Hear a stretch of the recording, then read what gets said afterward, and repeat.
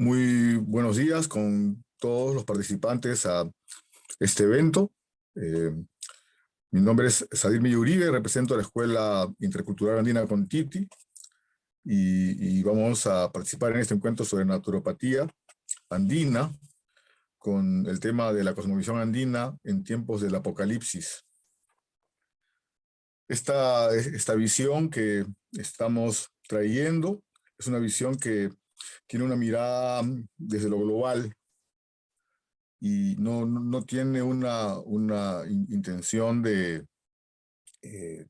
tratar de alguna u otra manera de ver las diferencias entre lo que las culturas matrices nos están dejando de una forma antagónica, sino todo lo contrario, de ver cómo es que el aporte de nuestras historias diversas que hemos tenido los pueblos, dentro de sus lados oscuros y sus lados luminosos, como trae la historia, pues nos aportan reflexiones importantes para eh, reentender de alguna u otra manera la realidad contemporánea. La siguiente, por favor.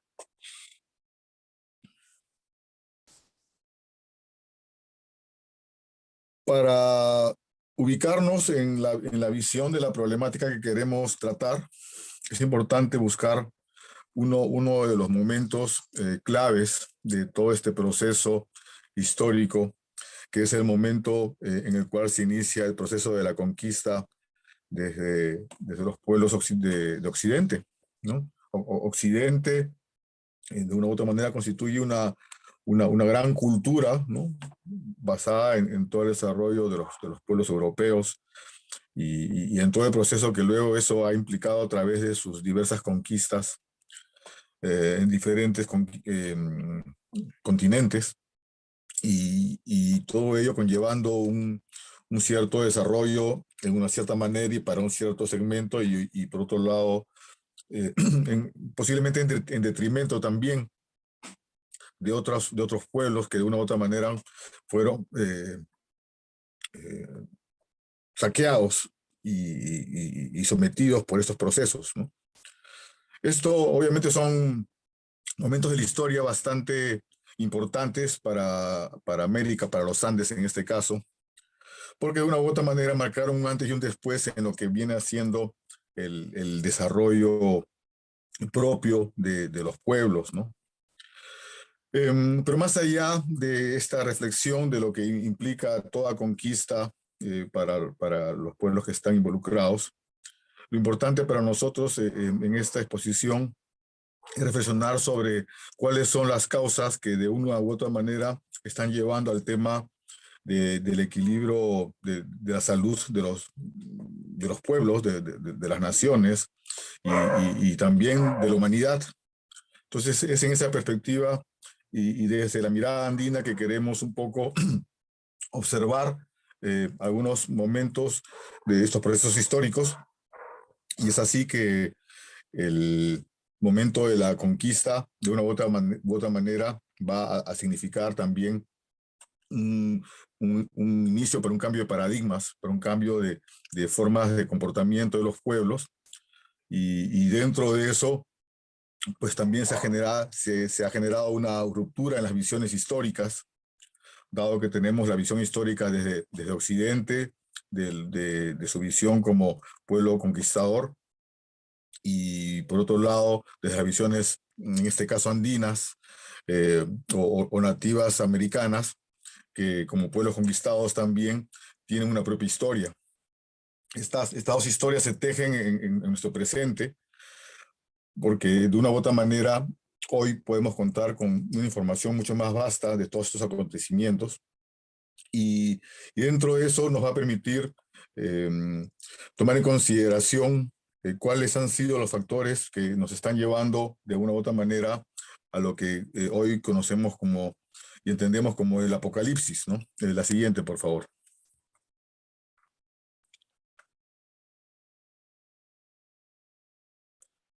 Los conceptos del bienestar son muy relativos. El concepto de modelo americano, que es el que hoy rige de alguna u otra manera los comportamientos sociales de muchos países, no solamente occidentales, también asiáticos, también africanos y obviamente también americanos, em, nos permite entender que de una u otra manera la humanidad va pasando por procesos en los cuales va asimilando el pasado y lo va transformando hacia su propia mirada del bienestar. Pero como tenemos una, entre comillas, doble historia que se teje, que es la historia de los pueblos conquistadores y de los pueblos conquistados, entonces eso también va a generar de una u otra manera dos realidades contrapuestas, porque de una u otra forma no se da una conjunción de las visiones sociales y culturales, sino al contrario, se va a una ruptura, un conflicto muchas veces que nos va a permitir eh, plantearnos que esta realidad contemporánea de lo que viene a ser el modernismo y el progreso tecnológico y los conceptos de libertad y de bienestar que hoy se manejan, en realidad forman parte de una doble mirada de la realidad que no podemos dejar de mirar en ambos casos. Esta primera mirada del progreso es obviamente, está llena de colores y llena de fantasías y llena de ilusiones dentro de lo que se llama el mundo del consumismo y conlleva pues el movimiento social de la compra permanente al punto en el cual ya prácticamente no existe un vínculo de trabajo con la naturaleza, sino todo se da desde la perspectiva de la tecnología moderna. Pero ¿cuál es el precio de todo eso? La siguiente, por favor.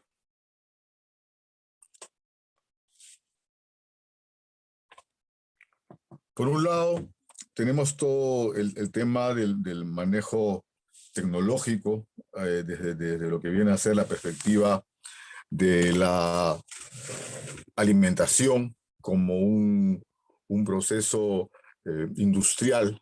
en el cual pues entra una serie de componentes químicos en los procesos para la conservación y etcétera. Y obviamente una serie de costos como los plásticos de empaque, como todos los espacios de distribución, etcétera. Y de una u otra manera todo eso viene a formar parte de lo que el día de hoy son las costumbres de alimentación, ¿no? De la misma manera y de una manera complementaria se da en el campo de la alimentación, de la medicina, a través de los fármacos. Y el concepto de la sanación se ha en ese momento reducido al concepto de la aplicación de fármacos para la sanación o para la curación de las diversas enfermedades. Estos son obviamente miradas desde Occidente que a su vez conllevan una consecuencia, vamos a decirlo así, inesperada, eh, que es justamente, por un lado, la contaminación de todo el medio ambiente a través de lo que viene a ser el exceso de los plásticos. Y el tema de los plásticos viene de la necesidad de crear mercados para el petróleo, ¿no? Y entonces todo eso obviamente genera una cadena de producción y destrucción a la vez, que va de la mano, por otro lado, con lo que viene a ser la contaminación ambiental a través de lo que son las minas, lo que son todas estas formas de producción del petróleo y etcétera, que obviamente generan un proceso de destrucción progresivo del planeta que ya no es ninguna novedad, ¿no? Y lo importante de esta reflexión, más que todo, porque esto que estamos comentando ya se sabe que es así, pero queremos ponerlo en contraposición de justamente lo que significa para este lado del mundo, aquí en los Andes, el sentido de la vida frente a lo que el modernismo nos está ofreciendo el día de hoy. La siguiente, por favor.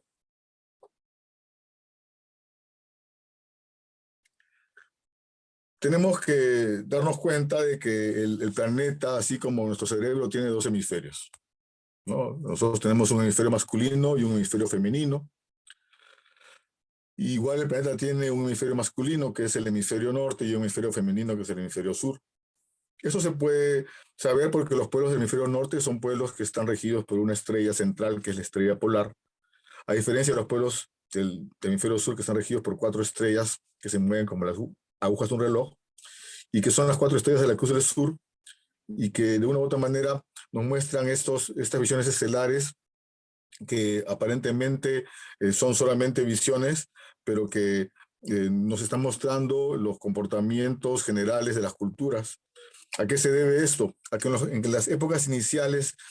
de la cultura los pueblos miran al cielo, porque la astronomía es necesaria para podernos ubicar, para poder viajar, para poder manejar la agricultura, etcétera. Y cuando observan el cielo se dan cuenta de estos detalles que estamos observando ahora, y obviamente los pueblos del hemisferio norte van a ser pueblos que están regidos por el Uno, van a estar regidos por un Dios único, van a estar regidos por un rey, por una verdad única, por un poder único, ¿no? Y esa visión es una visión, obviamente, del poder hegemónico que se puede entender como una visión también masculina, ¿no? De forma contrapuesta, dado que es un tema electromagnético, los pueblos del hemisferio sur van a estar opuestamente contrapuestos en lo que es sus comportamientos. Y es así que son pueblos, como hablemos en los Andes, son pueblos comunitarios, son pueblos basados en una visión espiritual de Apus, es decir, de una serie de seres mayores que son los que dialogando organizan la vida, ¿no? Y de una u otra manera toda esta visión comunitaria también es una visión que tiene que ver con la familia y tiene que ver con lo femenino. Entonces, es importante esto porque no se trata en esta visión, por más que haya habido procesos de conquista y colonia que hayan sido muy terribles, pero no se trata ya de quedarnos en un plano estrictamente social, sino de ver la cosa ya más dentro de una perspectiva de lo que vienen a ser las fuerzas que gobiernan al planeta de alguna manera, ¿no? Y en alguna medida. Entonces, esto es importante para entender lo que significa el rol de la cultura andina dentro de lo que es un equilibrio planetario, ¿no? Porque no estamos queriendo plantear una visión hegemónica en lo que vamos a seguir conversando, queriendo afirmar que lo andino pueda ser de alguna u otra manera superior a lo correspondiente al hemisferio norte, sino que queremos decir es todo lo opuesto, de que ambas fuerzas son parte de lo mismo, son parte de la humanidad, así como el hemisferio norte, pero así como el hemisferio masculino y el hemisferio femenino de nuestro cerebro son complementarios, aunque pueda en algunos casos desarrollarse el machismo o la sumisión como resultado del extremo de los dos polos, pero más allá de esos extremos, justamente la búsqueda en ese momento de la conciencia es encontrar el equilibrio dentro del ser humano, de su masculino y de su femenino, de sus fuerzas en equilibrio y también dentro de la visión social, ¿no? Entonces, un poco es una reflexión que tiene que ver con las visiones muy antiguas de origen de los pueblos y cómo éstas de una u otra manera se han hecho realidad a través no solamente de las mitologías, sino también de las mismas ciencias, porque de una u otra forma la ciencia occidental y la ciencia andina también son diferentes en la medida que ya hemos comentado. La siguiente, por favor.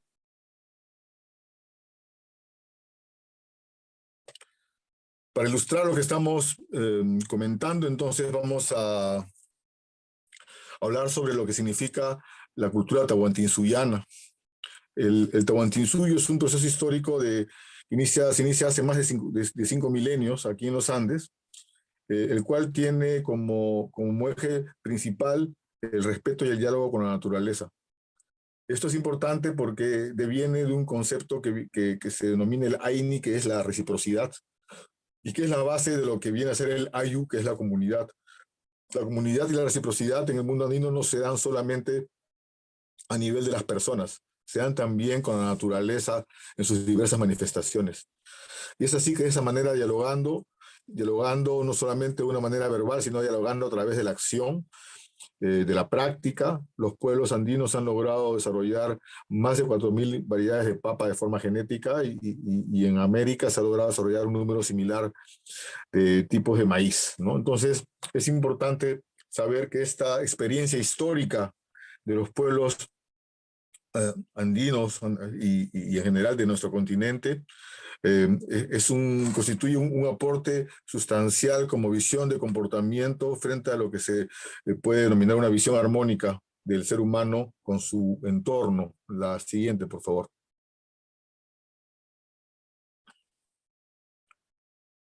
En esa visión, la comprensión del ser humano no es una visión individualista, no es una visión que esté buscando el desarrollo personal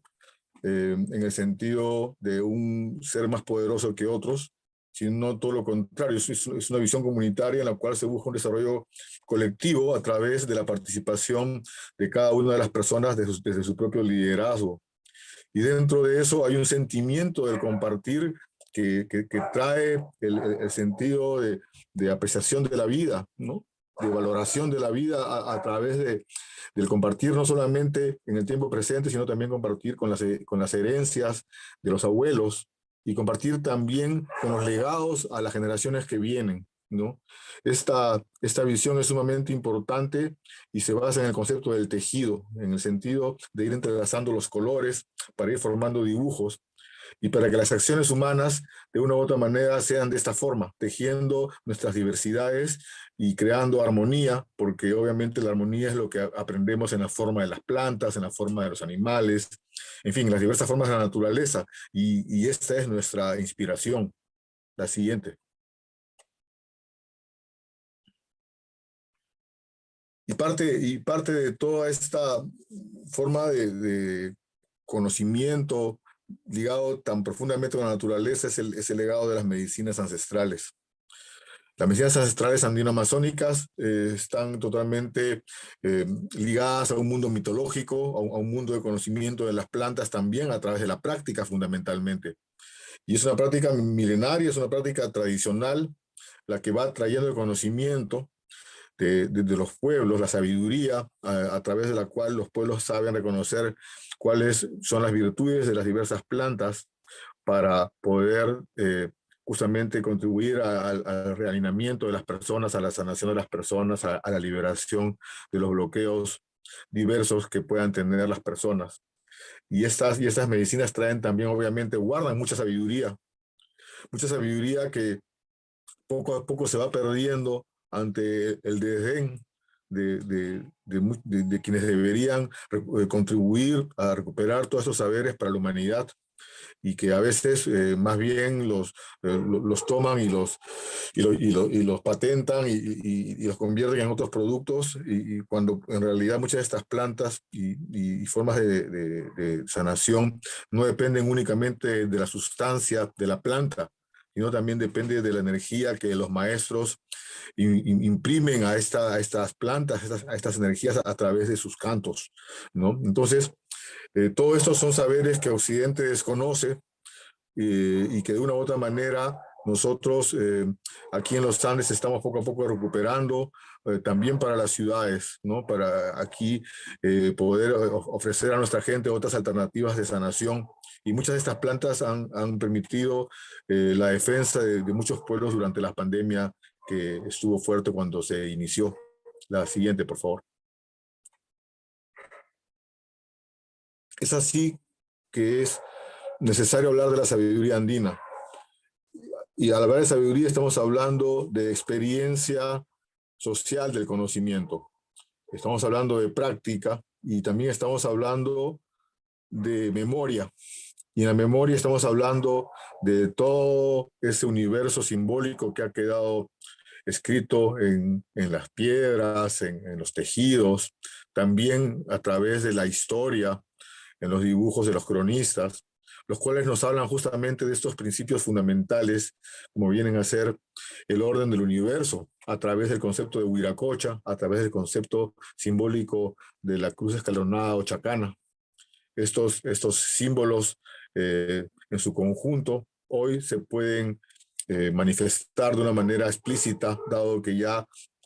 se ha ido poco a poco abriendo el conocimiento de sus significados y nos siguen contando la importancia que tiene justamente la visión comunitaria en la organización de la naturaleza.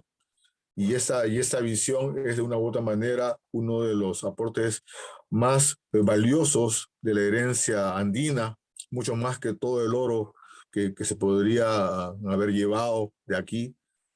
Más importante que ello es cómo es que esos pueblos lograron entender que se puede convivir en armonía.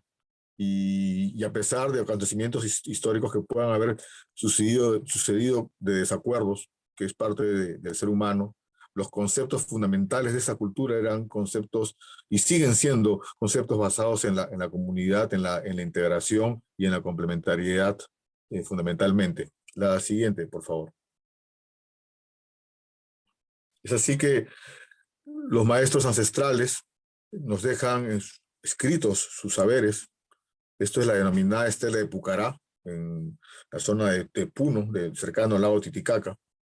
Esta estela nos deja justamente descrita una de las claves principales de la cosmovisión andina, de lo que viene a ser el orden cósmico, en el concepto de los tres mundos, y nos muestra la importancia que tiene el poder entender al universo de una manera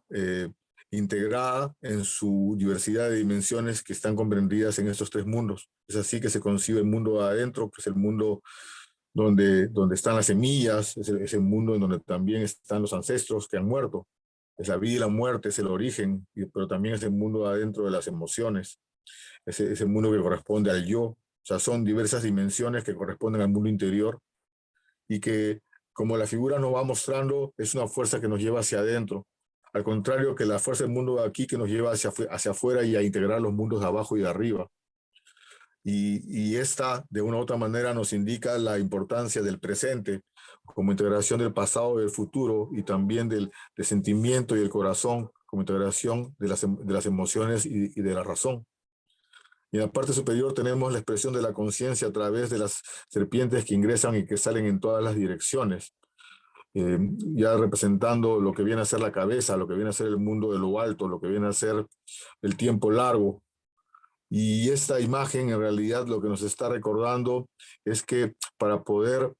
vivir en conciencia, no solamente debemos estar en el mundo presente, sino que tenemos que recordar lo pasado, la memoria ancestral de las sabidurías y de los acontecimientos, y también ser conscientes, y ahí viene justamente porque la conciencia está ubicada de esa forma en la cabeza, ser conscientes del tiempo largo, ser conscientes de las consecuencias. Y eso es algo que no ha sucedido en Occidente. Se han lanzado a la búsqueda del placer a través del dominio de la naturaleza, a través del progreso tecnológico, a través del facilismo, y se han olvidado del pasado, del presente y del futuro. Solamente viven en un mundo presente que obviamente, bueno fuera de que solamente disfrutaran. Está bien, eso sería genial, pero el problema es las consecuencias, que no solamente les caen a ellos, sino son consecuencias que le caen a todo el planeta, y que de una u otra manera no solamente se generan en el campo social, cultural, ecológico, sino también y obviamente en el campo personal. Y eso va generando todos los procesos de la enfermedad y todos los procesos del destejimiento social, ¿no? Que el día de hoy se expresa en la ruptura de las familias, en la disfuncionalidad de las familias, según estudios, en un promedio de 80% en las ciudades, ¿no? La siguiente, por favor. Es entonces que el mundo andino tiene una visión para contener estos resultados que hoy estamos viviendo en el mundo moderno. Y esa visión está basada en el entendimiento de lo que es la unidad como una entidad dual, ¿no? La dualidad de la unidad es una expresión que la vemos en la manifestación de la pareja y en la manifestación de la dualidad interior. Voy a comentar la estela de Chayapata, que es una estela de unos 3.200 años de antigüedad, de la zona también del altiplano, guarda un símbolo que se llama el jiwasa, el cual significa, se refiere a la pareja con el concepto de cuando nace la pareja muere el individuo. Esta visión es importante dentro de una institución comunitaria como es el AYU, porque solamente con una pareja bien constituida, apropiadamente constituida, entonces se va a dar una familia también constituida y eso va a permitir que los niños crezcan en un proceso de crianza equilibrado con respecto a una sociedad eh, que lo que busca es el bienestar de todos. Y entonces eso da a este símbolo un carácter de semilla. Es la base de la sociedad andina, la pareja bien constituida, ¿no? Y eso porque es una visión de la realidad de lo femenino y lo masculino como la unidad de la vida, ¿no? De igual forma, dentro del mundo interior, en este monolito de Cunturhuasi de también unos 3.500 años de antigüedad de la zona de Cajamarca, se puede observar cómo es que el ser humano está constituido por una mirada, por así decirlo, cuadrada y una mirada espiral con forma de serpiente. Sus dos ojos contrastados aquí nos muestran que justamente el personaje está de una u otra manera caminando con los pies, con las piernas cruzadas y que esas miradas correspondientes a la mirada de la razón, a la mirada de la intuición, a una mirada masculina, a una mirada femenina, o como podamos darle sus cualidades duales, permite que en ese andar de las piernas cruzadas, pues se dé un paso de razón, un paso de intuición, o un paso de sentimiento, o un paso de emoción, y que esto permita justamente el equilibrio que el personaje presenta en la cabeza que está entre las garras de este jaguar al centro de todo su cuerpo, ¿no? Entonces, la búsqueda del equilibrio, la búsqueda del centro común en la dualidad, es un concepto sumamente importante en el mundo andino y obviamente rompe las visiones de individualismo desde Occidente y las rompe no en el sentido de confrontarlas, sino en el sentido justamente de abrirlas para que se muestre que esa visión individualista en realidad en el fondo forma parte de una visión mayor. O sea, que hay un nivel de individualismo en el ser humano, pero no debe ser el único nivel, sino que hay otros niveles también que lo envuelven, por así decirlo, o que lo abren, ¿no? Que son el nivel de la pareja en este caso, ¿no? Y también el nivel de la familia y el nivel de la comunidad. La siguiente, por favor. La familia es entendida de una manera ritual, de una manera espiritual. Es así que en las diversas sociedades andinas y amazónicas existen en los conceptos de la práctica de las mesas de ofrendas. Como en esta forma de mesa de ofrenda de los queros, vamos a observar que hay una visión ordenadora del mundo, una visión integradora del mundo en la cual la familia no solamente son las personas, la familia también son los animales de la chacra, son las plantas, son las montañas de los entornos, son las lagunas, también son los astros. Es decir, hay un vínculo de comunidad y de familiaridad con todas las manifestaciones de vida. Y entonces en ese concepto, en ese sentimiento, se genera un principio que se denomina la ofrenda. Y la ofrenda es ese entendimiento de los comuneros, de saber que para que una comunidad crezca y se desarrolle, se tiene que ofrendar, que significa que cada cual tiene que dar lo mejor de sí mismo, obviamente con cariño y con respeto y con entrega, para que esa comunidad, que es una forma de conciencia, que es el yo comunidad, ¿no? El yo comunitario, se pueda realizar, ¿no? Pero si nosotros vivimos solamente en un yo individual y no somos conscientes del yo pareja, del yo familia, del yo comunidad, entonces, obviamente, sucede lo que está sucediendo y la vida se desarmoniza, ¿no? Y es entonces que tenemos que volver a reflexionar en qué punto es que podemos volver a rearmonizarla. La siguiente, por favor.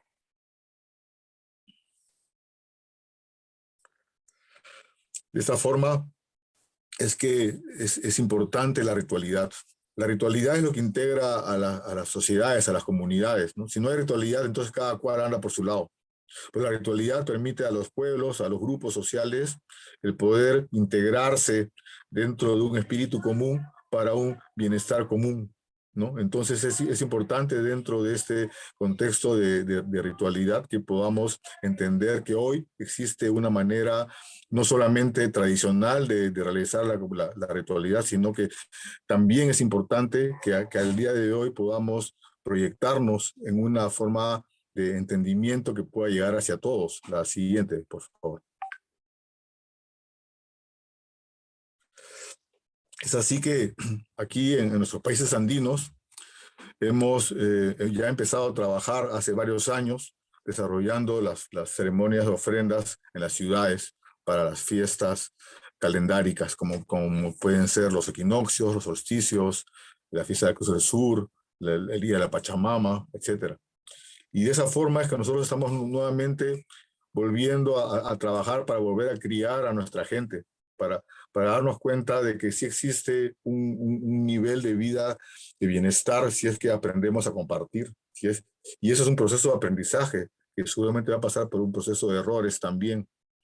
Pero el aprendizaje, felizmente, en este caso va de la mano de las enseñanzas ancestrales, milenarias, de las enseñanzas de los maestros vivos de estos pueblos ancestrales que nos siguen de una u otra manera guiando a través de su música, a través de sus ceremonias, a través de sus vestimentas, a través de sus comportamientos sociales, ¿no? Y de esta forma es que nosotros también, preocupados en lo que está sucediendo en ese momento a nivel planetario, pues tratamos de llevar un poco de medicina cultural, de medicina de los abuelos, de medicina social, de medicina de la comunidad, ¿no? Y esta medicina es una medicina que obviamente se basa en la medicina del amor, que es la medicina del servicio, y que es la medicina del cariño, y que es de la medicina del buen vivir, que es la que se trabaja aquí en los Andes, que se conoce como el Sumaj Causay, ¿no? Y que se expresa como el trabajar bien, como el amar bien y como el saber bien. La siguiente, por favor. Y ya para cerrar esta reflexión en torno al rol y la presencia de la cosmovisión andina en el mundo contemporáneo, en los tiempos del apocalipsis, pues nos queda solamente decir que si no le rendimos realmente interés a la madre tierra, si no protegemos a la madre tierra, si no protegemos a los pueblos que guardan la sabiduría ancestral de la madre tierra,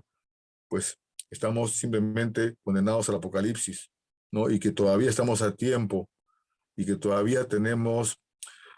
para todas estas enseñanzas ancestrales que nos puedan ayudar no solamente a reflexionar, sino a encontrar caminos para poder construir una comunidad para el bien de todos. Muchas gracias por su participación.